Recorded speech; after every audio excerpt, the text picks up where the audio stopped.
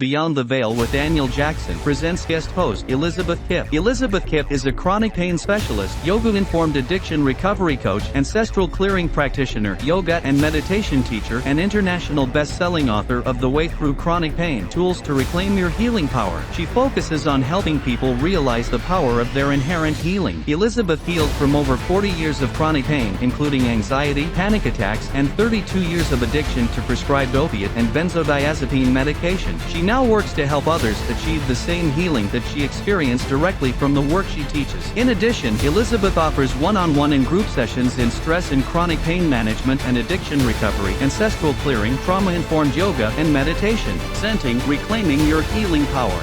Hello, and welcome to Beyond the Veil with Daniel Jackson. I'm your host, Daniel Jackson, and today we have a very special guest on the show. Her name is Elizabeth Kipp. Hi, Elizabeth. How are you doing today? Hi, Daniel. I'm great. So great to be here, and I'm excited to share you with my listeners. Yes, I'm excited because I was reading your bio when you sent it to me, and lady, you got a lot going on, which is cool because you have a lot to offer someone, and not just like a one-trick pony type of thing. And that's great because people need to be able to have options, but not just options, but good options. And you have a lot of good options here. So if you wouldn't mind, tell my audience what it is that you do. Thank you. Yes, I'm a stress management specialist who really concentrates on chronic pain. I have over 40 years of experience living in chronic pain, and then I healed from it. So that's pretty amazing. That is amazing. I'm a trauma-trained and yoga-informed addiction recovery coach, ancestral clearing teacher, yoga and meditation teacher. Holy mackerel. Yeah, that is a lot, isn't it? But all this, it sounds like a lot of things, but all those things fit under the cap of the one hat of stress management. And it just depends on who is sitting in front of me and what their situation is as to what tool I bring to the table. I normally bring in ancestral clearing first because we come into this life with the gift and the burden of our ancestors. And if we had glasses on, they'd be kind of blurred by the burden that we carry. Yeah. So I help them, ancestral clearing helps clear that. And then we can work on kind of what's left, in this lifetime. Yeah, when people ask me with readings and stuff like that, and they always like to ask me how many times they've been here, how many lives they've been here.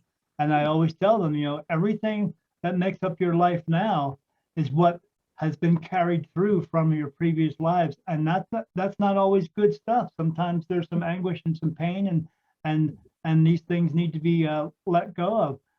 But you need to either go to a specialist like you or just try to figure it out yourself. But it's not always easy to figure stuff out like that yourself.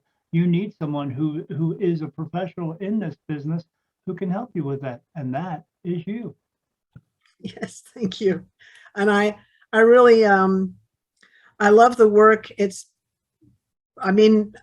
Between an ancestral clearing session, giving hope to somebody who has chronic pain and doesn't think that they're ever going to heal from it, that's kind of up there too. And then the other thing is teaching yoga, a Kundalini yoga to somebody who's never, ever experienced it before. Yeah, absolutely. Yeah. And that big word in there, hope.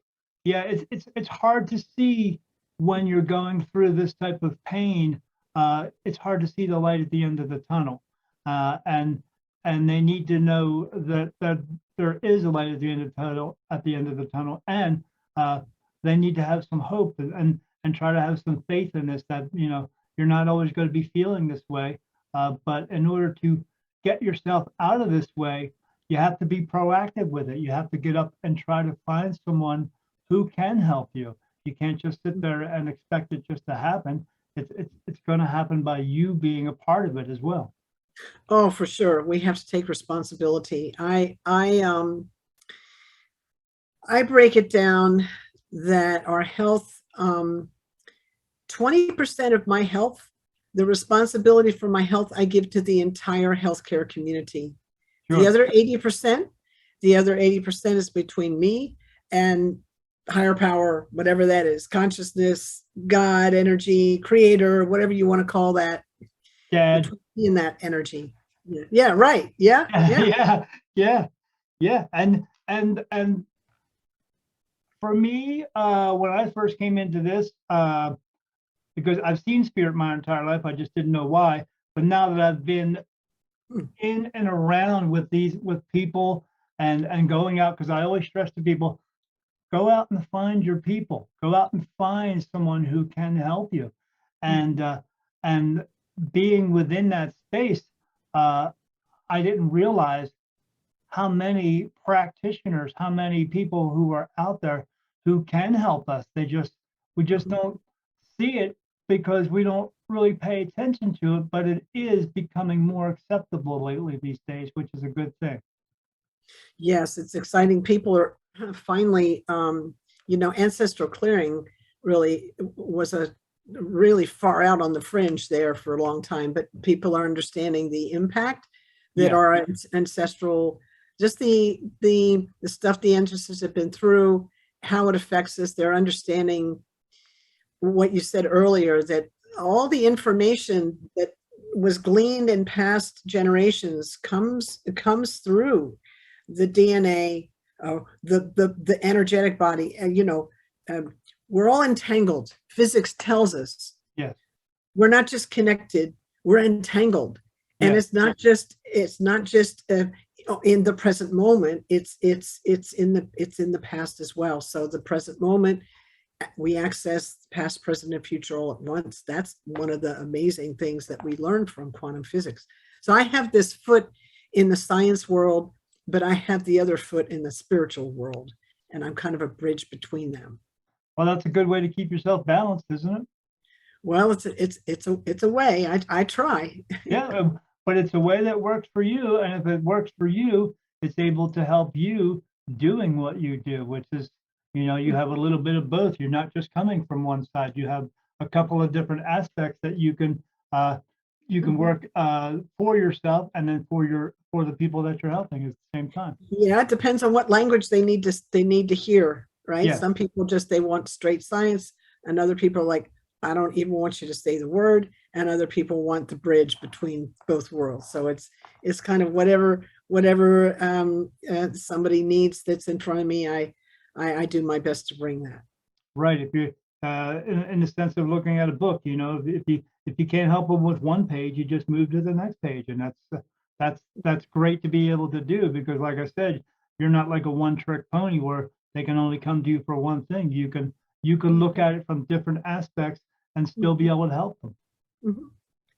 So how long have you been doing this total?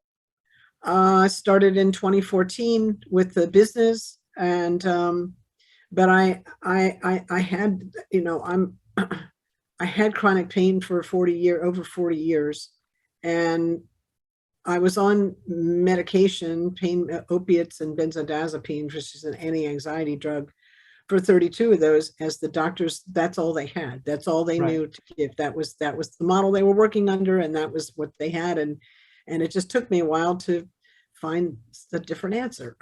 Yeah, I agree. I tell that to people a lot, that you could go out and find other ways to help yourself other than just going to a doctor who's going to do one of two things.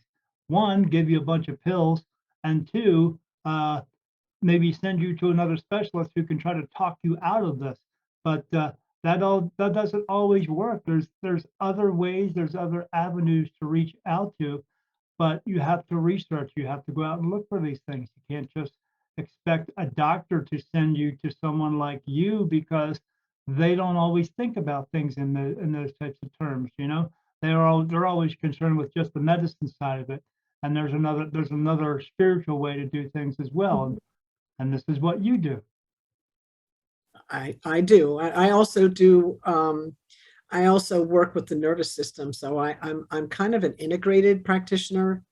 The Western medical model is limited, Yeah. Because of their training, by definition. Yeah. And so when I sit in front of a healer, Daniel, I ask this question as a patient. right? Or as a client. What's the lens this person, this healer I'm sitting in front of, what's the lens they're looking through? Right? Because everybody's looking through a different lens. And what's the value of that perspective? What value is that going to bring to me in this moment? How can it add to what I'm already working with? That's kind of the way I do that, because everybody has something to offer. It's not a diss for doctors. It's not about that. It's just that different practitioners have different limitations because of the lens they're looking through. That's true of any human on the planet. Yes, well. they all have a different perception of things. Yeah.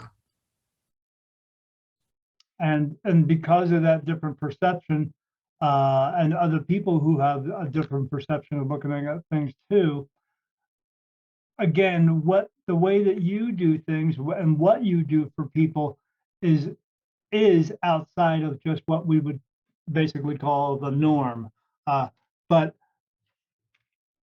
I would hope that people would look towards you nowadays than just looking at the norm, because I think people are getting tired of the normal. I think they want other options. I think they want to be healed in other ways that doesn't just sit in an office waiting for your doctor's appointment to happen. And if you were late, you're going to get charged for it. But if you're on time, you're going to sit for 3 hours. So, nobody wants that. They get tired of that after a while. They want to come to someone who's going to help them right away. Mm-hmm. Well, I'll give you an example of, you're really talking about people who are looking for someone who's working on the edge of the paradigm. Yeah. Which I always love sitting there in the science world. I'm like, where are we on the edge of the paradigm? Who's working here and what are they discovering? What are the questions that they're asking, right? And so one of the things that we've learned, for instance, about chronic pain, we now can view it through the lens of safety and Dr. Stephen Porges' polyvagal theory, which is all about the 10th cranial nerve, the way that the 10th cranial nerve is our threat assessment system. It's this wandering. It's called the vagus nerve. Vagus means wandering. It's connected to all the organs in the body. It comes up in the face and the ears and the throat and it goes, as I said, it goes then into all the organs. So it's getting it's taking information up into the brain, and then the brain is bringing information down the vagus nerve into the system. This is a little sciencey, but you're not going to walk into a straight up Western doctor's office and hear this, right? So what we're learning about chronic pain is, remember I said the vagus nerve is this threat assessment system. So it's our regulation system. You and I are co-regulating right now. My nervous system is looking at your nervous system, saying your nervous system is saying, is this guy safe? And you're doing the same to me. And we're having this conversation and we're having a good conversation, right? But our nervous system is actually telling us in the body, both of us are feeling comfortable in the body right now because the nervous system, the vagus nerve is saying we're safe. In the chronic pain experience, the nervous system does not feel safe. And I don't care how many positive affirmations you might want to give. Yeah. If the nervous system doesn't feel safe, right, it doesn't matter what the mind, because the psychology follows the physiology. Yeah, and in the same way I tell people, like if you're going to see someone, if you're around someone, say you go to, I always say, if you go, you don't have to just come to me as a medium, go look at other mediums, but also do your research.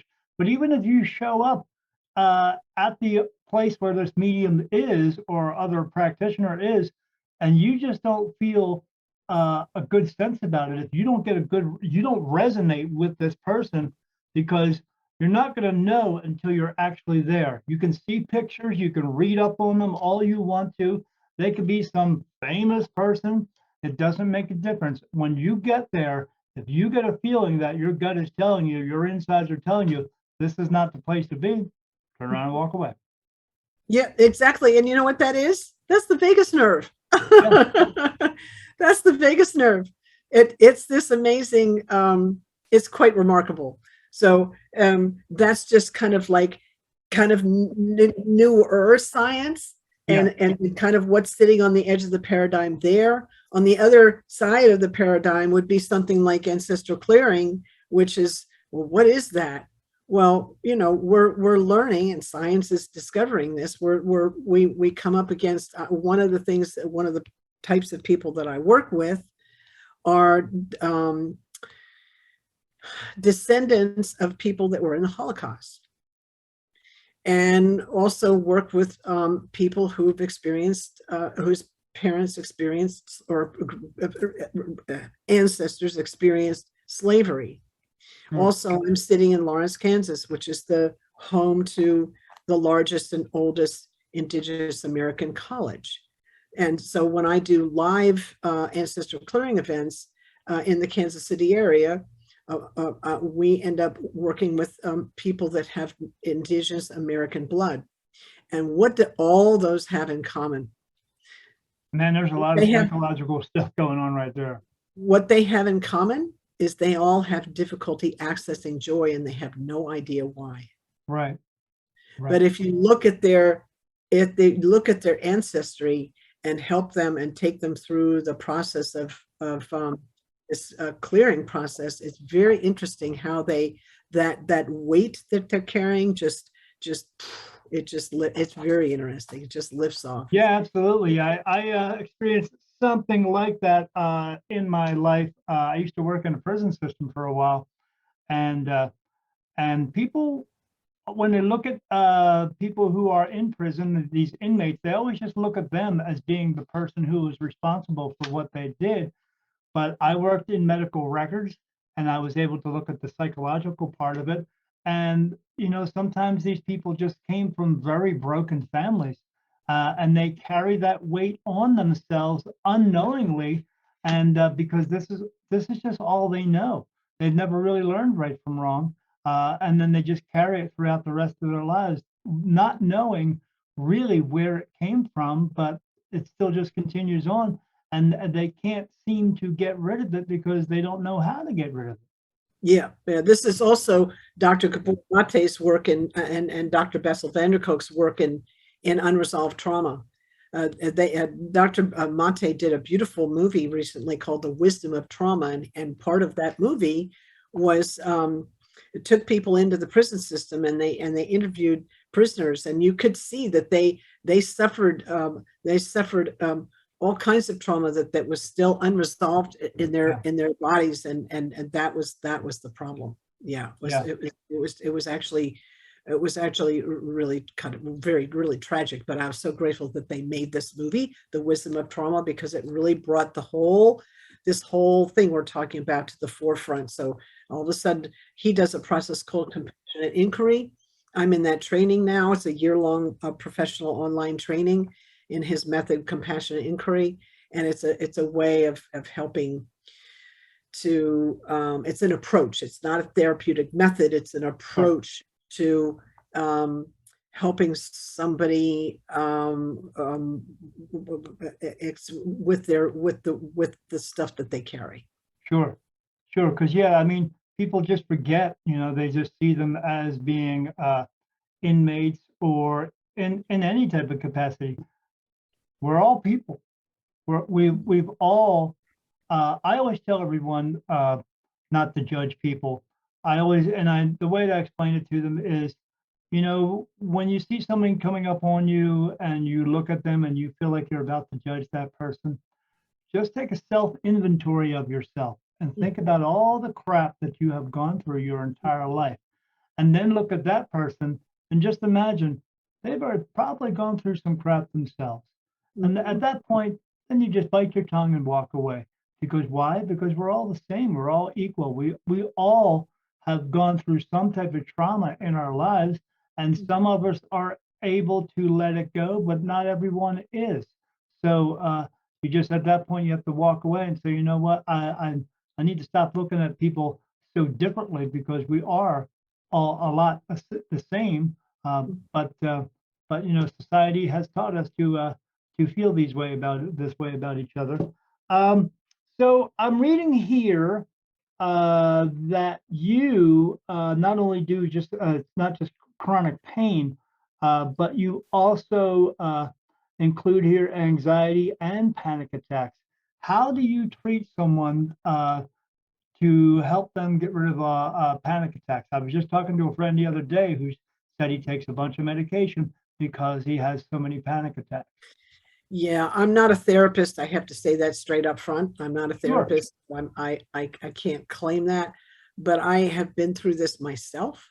And what I do is I act as a coach with someone who has panic attacks, anxiety, who's working with a doctor or a therapist and Gotcha. needs support around that, because I've walked the path from being in that space to being in a space of healing.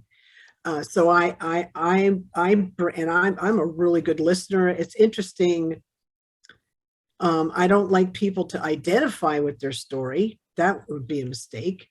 But I like get lost in become identified with the story, because it's not who they are. The awareness is who they are, not the story, not that. So Right. Some people can't seem to get away from the story. yeah, but I don't like them to sit and live in that story, but I do like to hear them tell it for about 5 minutes, so that they actually can sit in front of someone who's actually had an experience similar to theirs and feel validated. Yeah. That's, Yeah. it's different when you're sitting in front of a doctor or a therapist who's never had a panic attack Right. and talking to them. They can't relate. So one of my strengths is, well, I've been there, and I'm really good at spotting blocks, the blocks that people put up to healing. That's part of what I'm really good at that. Oh, well, I can't do this because of that. Well, that's a block.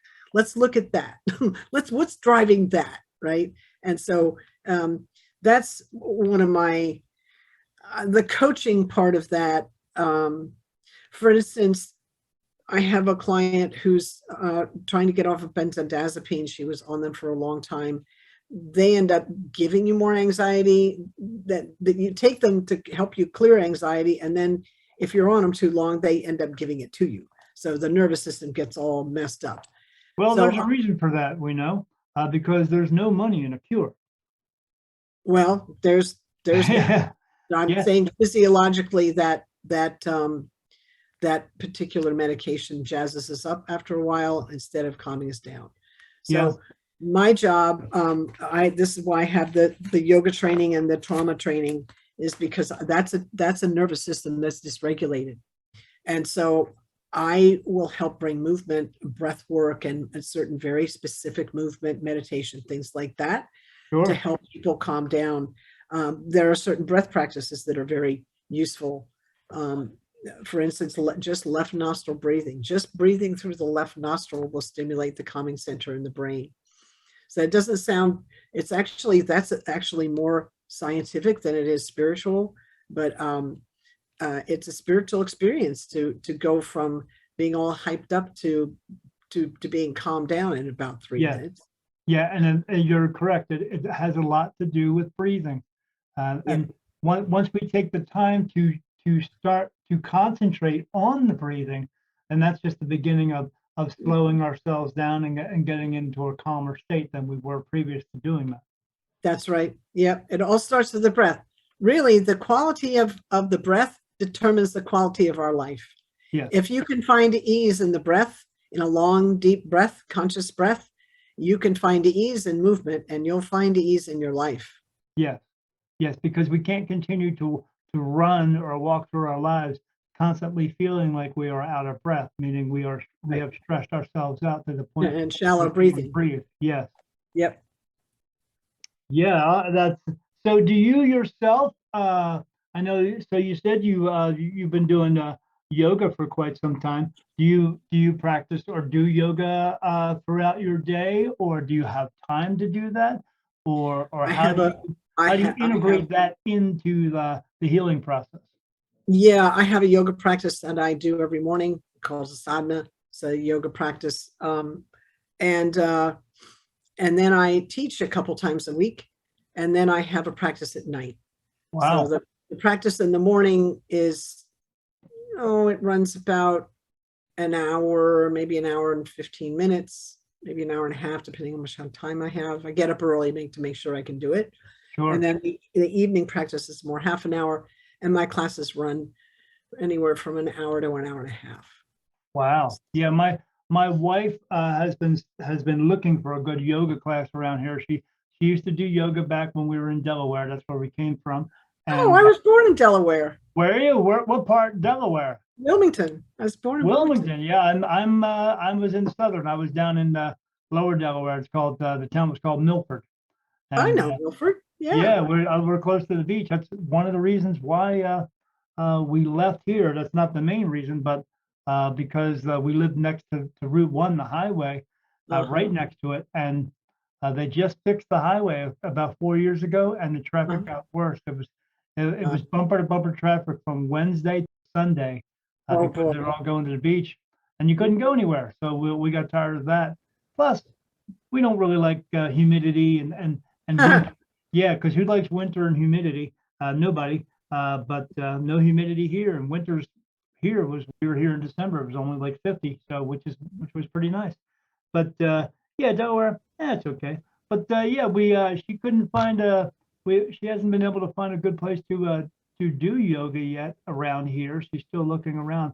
I've tried yoga, but I have difficulty bending because of my lower back. I had a work accident about 12 years. Well, no, it's been 15 years ago, and I'm fused in my lower back.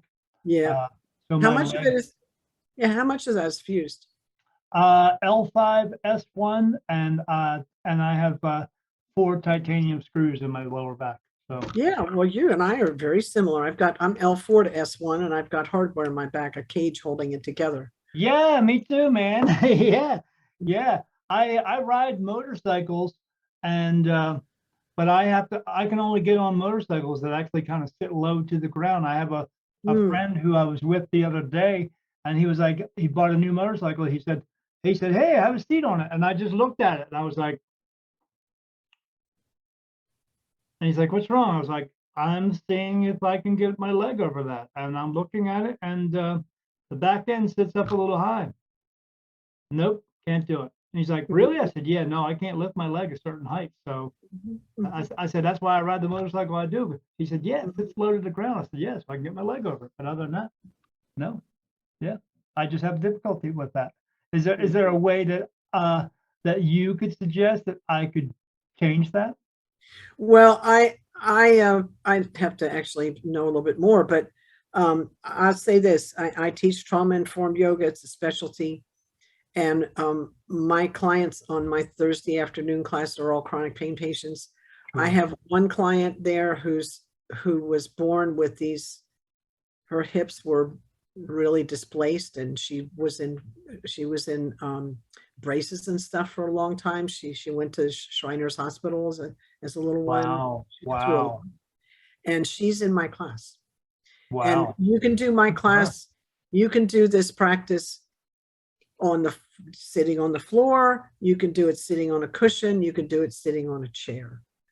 So I've heard about that. I've heard about chair yoga, and there's because that's good, because again, when people think of yoga, they think, okay, you're just going to be sitting on the floor. You're going to do like your legs are going to be like in an Indian position. I've never been able to do the Indian position. They try to do that, make us do that when we were kids in school. Sit like an Indian, and I was like, my legs don't move like that. And I was like, sure they do. And then they come up and try to move my leg, and they go, oh yeah, your leg doesn't move like that. I go, I wasn't lying, even though I was telling them when I was like 6. But they don't believe anybody.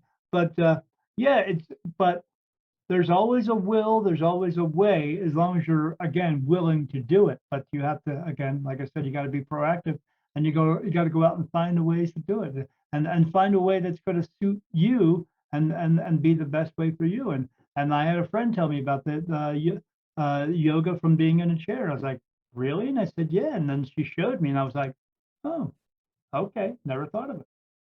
Yeah, our job as yoga teachers is to be sensitive to the students in the room and be aware of the variations. I don't call them modifications, I call them variations A modification, it gives us of a position, gives an impression of, oh, there's this perfect way and there's this other way. And I don't do, it's a variation, right? So we teach, this is the way that I'm going to teach it this way. And if that's difficult for you, you have this option, this option, this option. It depends on who's in the room. I had one. It's not about learning it the perfect way. It's just learning about learning the way for you. The perfect way for you. Absolutely. Yeah. So I had a client, a friend of mine, a few years back, who said, yoga, I can't do yoga. She said, because she's kind of overweight. And I looked at her and I was like, what do you think I am, some yoga model on a yoga magazine? I teach yoga to real people. Right.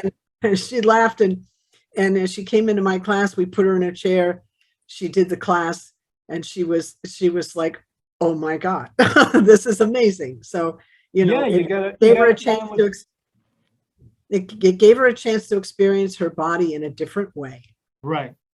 Because she had a perception of how it is by like seeing it on probably TV or movies or in a picture, and said, if that's the way it is, I can't do that. And then probably never thought about it ever again until, she came in contact with you.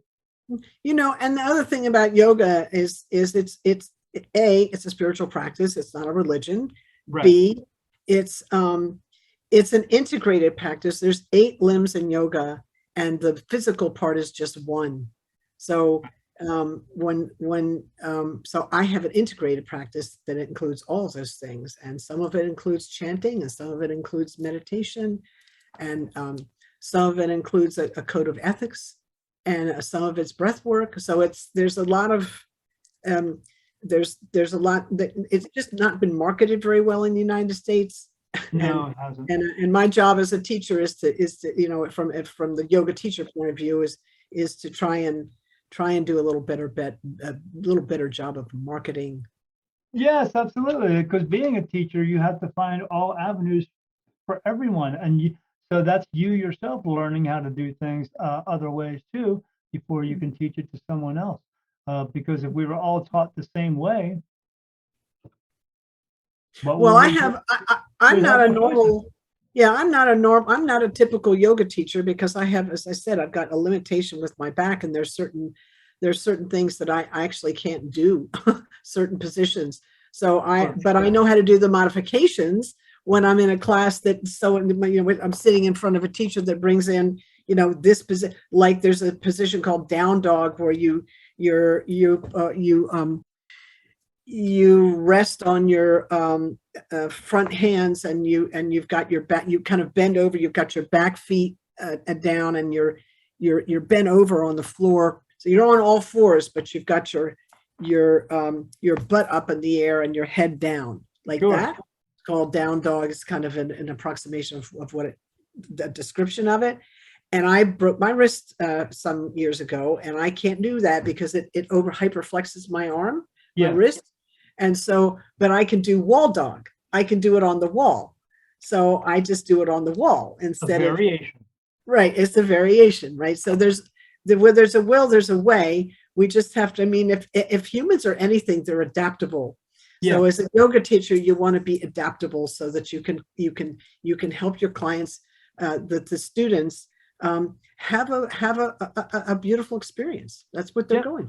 Have yoga options, because not, like you just said, like we talked about, not everybody is able to bend correctly. Like I said, chair yoga would probably be better for me, for just not because of my back, but because of I'm diabetic, and years ago I lost. I got I had a cut on the bottom of my foot, and it got inflamed. And even though we were trying to get it healed up, I ended up getting a virus basically in my bone, and I ended up losing my big toe and the ball of my foot. So my balance is horrible.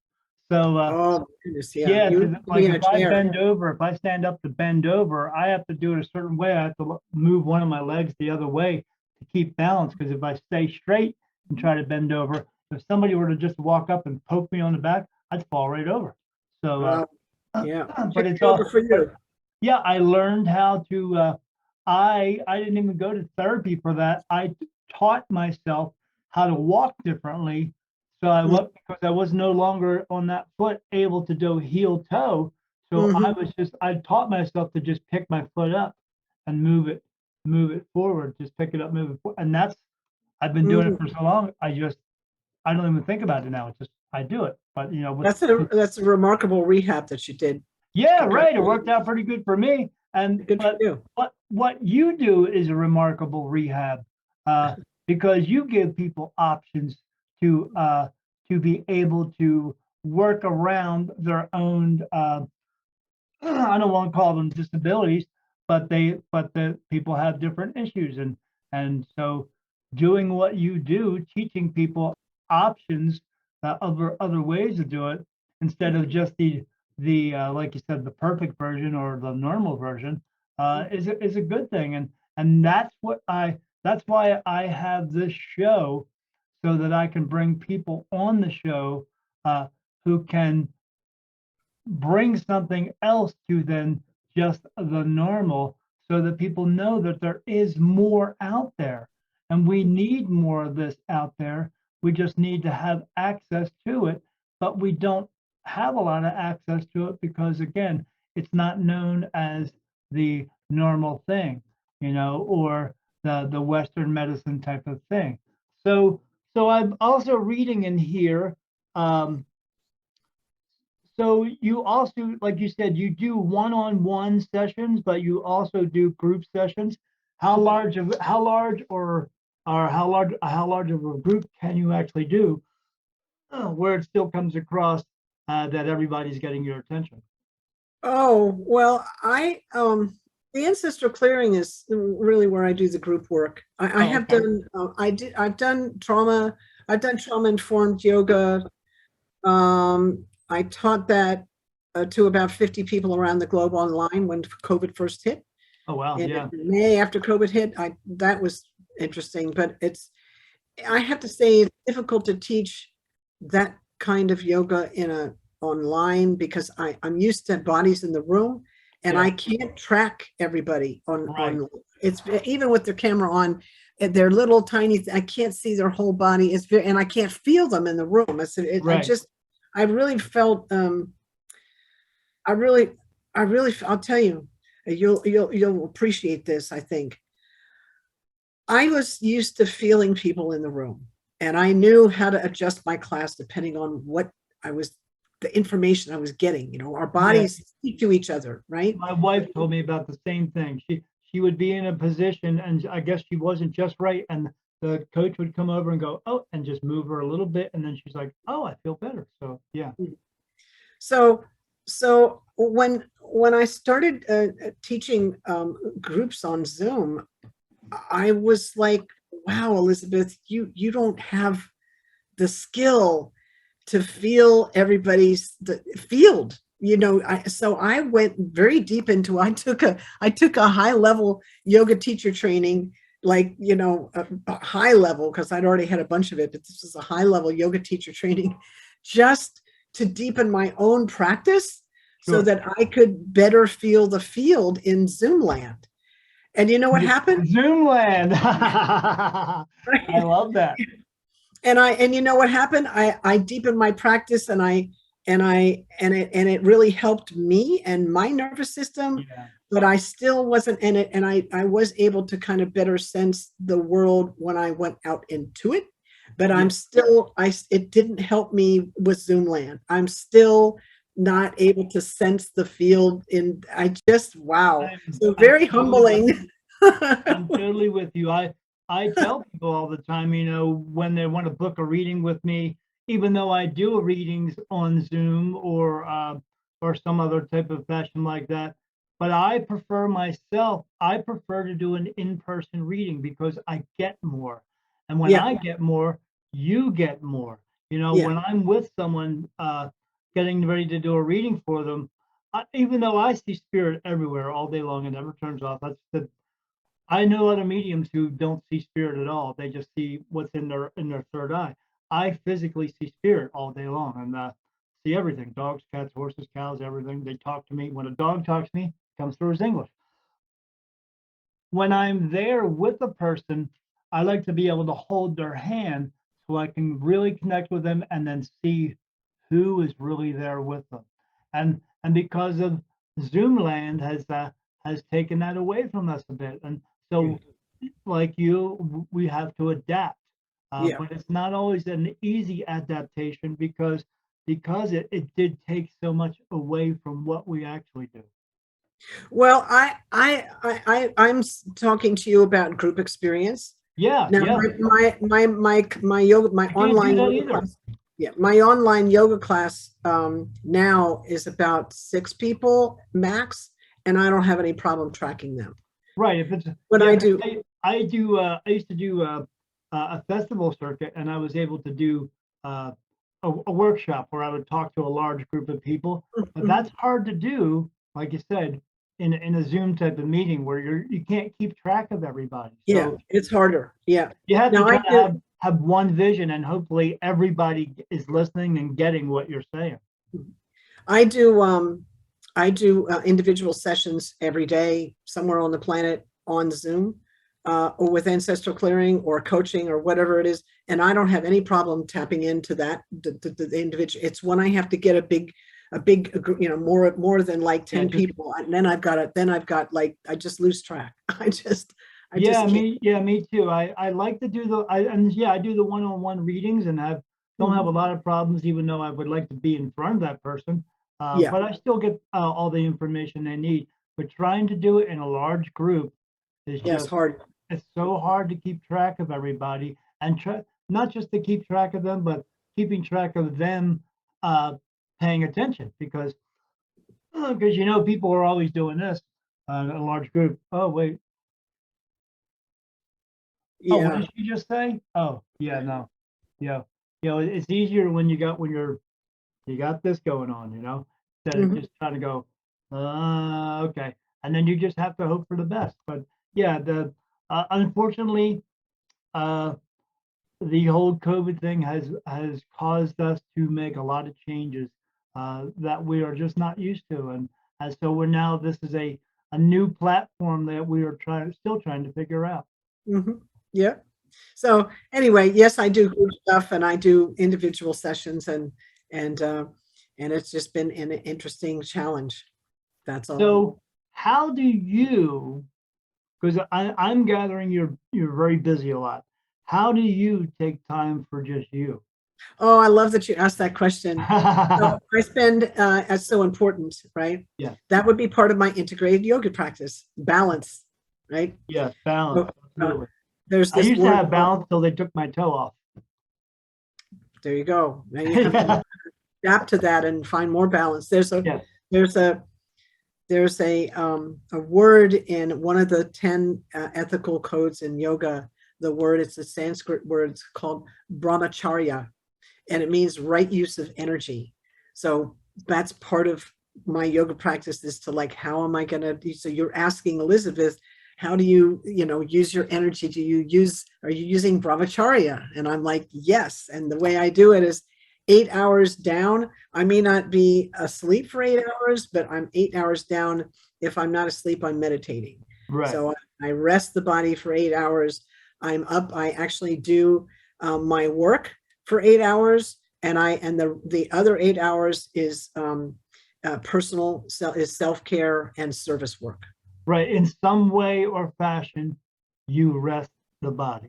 Oh, yeah. It doesn't always have to be sleep, can be yoga as well, or something that is going to soothe and calm your mind down and try to get, because I tell people all the time, we can get messages and everyone can get messages, but in order to have clear messages, you have to have a clear mind in order to do that. A quiet mind. Yes, you can't have a mind that's racing 100 miles an hour all the time. That's the value of meditation. Because you end up not getting even half the things you plan to get done. You end up not getting those done because you're always constantly trying to think ahead. You have to learn to slow down. Yeah, well, we need to stay in the present moment. Yes, right? Yes, and that's where all the information is. yeah, not get too far ahead of ourselves, but trying to get people to learn that and understand that is also not easy. How do you accomplish that with your students? That's an interesting question because so many of my clients have unresolved trauma. And so one of the things I ask them after I do an ancestral clearing is, can you sit still? Can you sit still? And most people can't. Now, why is that? Because sitting still is actually a trauma response. Yeah, We fight, flight, freeze, shutdown. yeah, So we have unresolved trauma in the system, and you ask somebody to sit down, what are you doing? You're putting them potentially in a trauma response, and then that this is not what we're going for. yeah. So what I normally will do is I'll work with someone who, no, I can't sit still. So I'll do an ancestral clearing around the sitting still issue.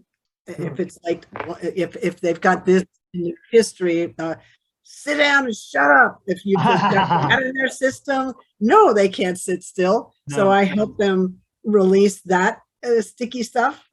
And then I'll put them into a chanted, a moving meditation so that they still have the meditation experience to help calm the mind, but their body has something to do. And it's a great way to, I'm hesitant using the word hypnotize the mind, but it has a way of lulling that very active negative mind into calmness. So that's the way I start with people that can't sit still. I don't have them sit still.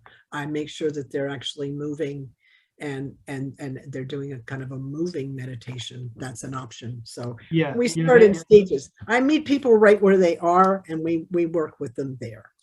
Yeah, because you have to, and part of that as well is finding someone who is willing to do this as well. I've met some people who tell me, I can't do this, I can't do this. And I tell them it's not that you can't do it, it's just that you won't do it. You have to be willing to try something different. But that's not always easy to do. But again, when you give them options to do that, you're not, like you said, you're not actually telling them to sit still. You're actually kind of persuading them into another way of looking at it, just giving them a different perception or a different, just a different way of looking at it. Yeah. No, you're not. You are calming your mind down, but you realize it, but don't realize it because I'm having you occupy yourself in a different way. That's all. We're having them calm their nervous system, and the mind follows. Yes, yes. As that song used to say, I think it was a band called Salt and Pepper. Free your mind, and the rest will follow. Yeah, but you got to free the body first. You got to calm the body before the mind will. Right. Yeah, because everything here works in tandem. You can't just do one. You have to do all. And people just they only look at problems as specific things, and not so much as being, well, it's compounded from something else. Oh, I didn't realize it was that. Well, yeah, because you were only focused on the one problem. But you try to bring that out in people, which is great. I really when I was reading your bio here that I'm looking at right now, I myself never really heard of what you do. And when I put that ad out looking for people, and you approached me, and then when I said, hey, send me your bio, and when I read it, I was like, wow, this is a lot. And I was happy to see that, because I was like, this is something I've never had anyone on here on my program who does what you do specifically.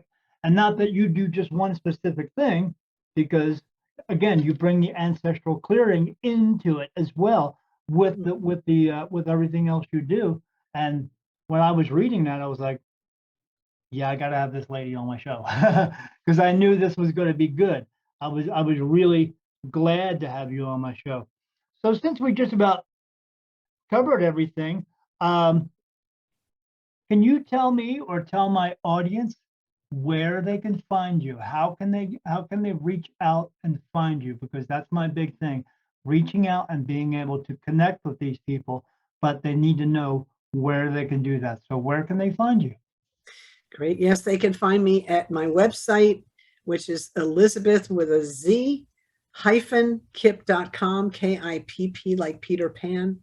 You have to put the hyphen in there, the dash, Elizabeth-Kipp.com, because Elizabethkipp.com is a web designer and a photographer, and she's amazing, but she's not me. But she So doesn't do what you do. she'll, Maybe she'll, she's if good you at go that, to but not good at this. elizabethkipp.com, you'll Yeah. get to her, but go to Elizabeth with a hyphen Kipp.com and you'll find me. And you can book a session. There's lots of free blogs, and there are tons of information in there. There's a resource page. There's I've just all kinds of books for sale, and I've got some free offerings. So come on over. All my social media links are there. I'm kind of all over social media. So I'd be delighted to hear from you. And thank you so much for offering space for me today, Daniel. I really appreciate it. I needed to have you on my show, and I needed your space to be in my space because, like I said, yeah, again, after I read everything, I was like, nope, never heard of this.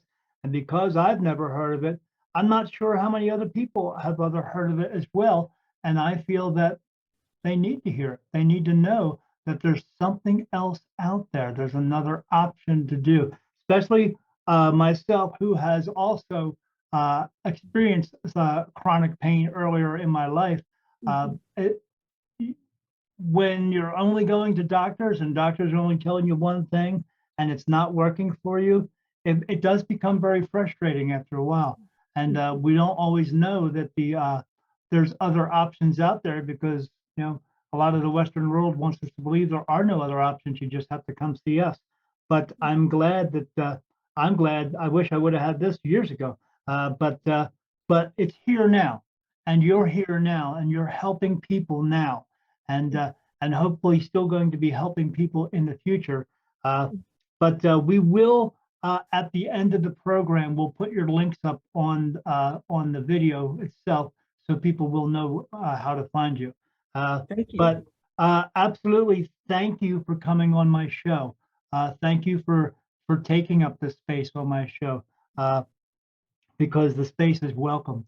And I've really enjoyed you coming on here and giving a really good detailed version of what you do, because it's not just like, hey, I do this and I'm done with it. You really explained it, and that's what people need.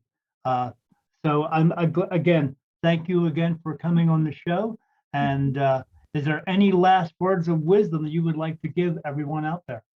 Well, I thank you. I would like to say I wrote a book, The Way Through Chronic Pain, Tools to Reclaim Your Healing Power. You can get on Amazon or go to my website and get an autographed copy from me. Also, I would like everybody to remember this, if they remember anything from this interview. The greatest healer in your life lives inside of you. That's right. I was just thinking that when you were saying the greatest healer, I was like, yeah, the greatest healer is inside of you. But you have to want to be able to bring that out. And no one wants to live with chronic pain the rest of their lives, or they want to find a way. There's always a way. You just have to have faith within yourself to go out and find that way. Mm-hmm. And I hope that they go out and find you, because I know you'll be able to help them. So again, thank you for thank you for being on my show. I was about to say thank you for having me on your show, but that's because I do a lot of interviews on other shows. But again, we will put your links up, and absolutely tell everybody where you are and what you're doing. And as I say to everyone here on my show, thank you for coming out, and thank you for being with us here on Beyond the Veil with Daniel Jackson, me. And be sure to have a great day, be good, and don't do any stupid shit. Have a great day, everyone. Bye-bye. For more information about Elizabeth, please visit her website at https://elizabeth-kipp.com. Thanks for watching, and we will see you next time on Beyond the Veil with Daniel Jackson.